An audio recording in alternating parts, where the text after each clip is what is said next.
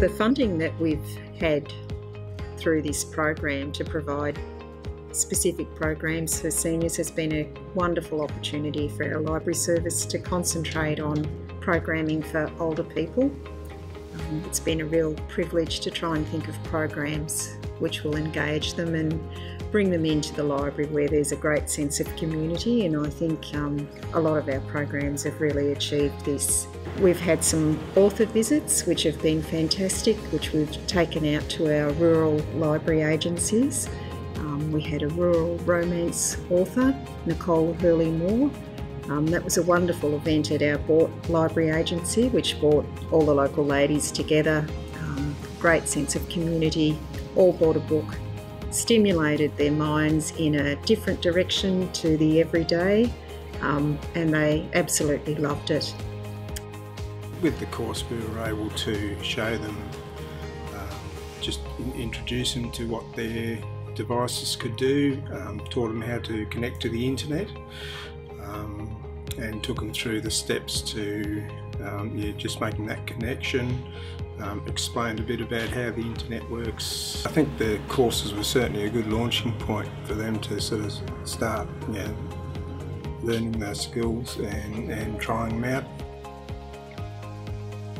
We did some training on the reminiscing kits, and I felt that they were very thought-provoking and insightful. They initiated a conversation about childhood and memories of youth for older generations. It was funny and sometimes full of history, which lit off a spark and triggered something of interest to the aged care group that I did the session with and conducted and spent some time with. I just felt everyone got something out of the day, like everyone participated and engaged, and it was really fun, and I can't believe we get paid to do this kind of work because it's just so much fun. I think that that's the primary benefit of this funding, that it really has brought this group into focus for us. Some of the areas that we put the funding into, particularly the digital literacy and the reminiscing kits, that's something that we will adopt into our ongoing programs and practices across our agencies and other sites. So that has been terrific. Some of our members now can't get into the movies, either because they can't afford it. By the time they have a taxi ride, pay for a movie, it's beyond their pension to go. So they don't go to the movies anymore. Some of them simply can't walk up the stairs or can't get across the seats. Some of them find that the toilets are too far away. There's a lot of reasons why people become socially isolated. So the simplest thing for Bendigo U3A was to start running movie mornings free of charge to all their members. I started a wellbeing team out of the SSIP program, and part of the funding for that goes towards that program. I have 5 members who go out, bring in some of our socially isolated people and into the movie morning. We're now extending that by offering a small meal at the end of the movies, something different that they won't be able to do for themselves.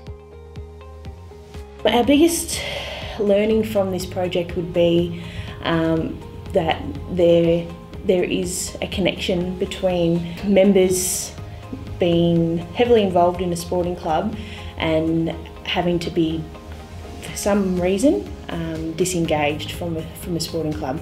These reasons can include illness, death of a partner, no longer having their driver's licence, that type of thing, and feeling as though they can't be that person they used to be at their sporting club. I think it's been a bit of an eye-opener. It just makes you take stock of present and past players, because the majority of our players are middle-aged going on to what is now termed elderly, and just to make sure everyone's okay, you know. The social interaction, pardon me, with community is excellent, and as you can tell when you're here out there, it is a fun club.